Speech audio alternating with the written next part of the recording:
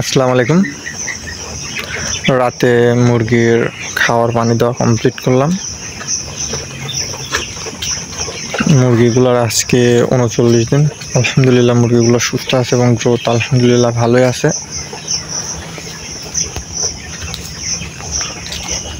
রাতে আমার ৯টার দিকে, এই ৯টা বা 10টায় বেজে যায় খাওয়ার পানি দিতে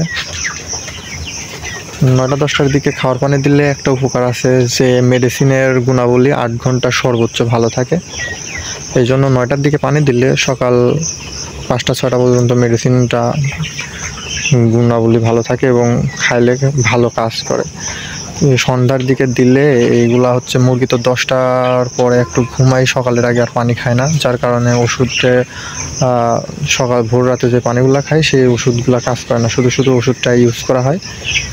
এজন্য ৯টার দিকে পানি দিলে পারে মুরগির ওষুধটা ভালোভাবে কাজ করে। এজন্য ৯টা-10টার দিকে পানি দেওয়া উচিত বলে মনে করি। এই ঘরেও কিছু মুরগি আছে একই বয়সের, মানে একসাথে মুরগি নেওয়া হয়েছিল। আমার ঘর আছে, ছোট 3টা ঘর আছে। এই ঘরে দেওয়া আছে, আর এই যে একটা ঘর, এই ঘরে দেওয়া আছে।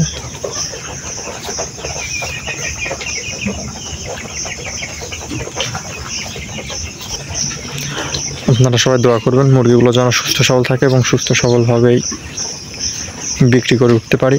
আর ৬-৭ দিন হয়তো থাকবে মুরগিগুলা।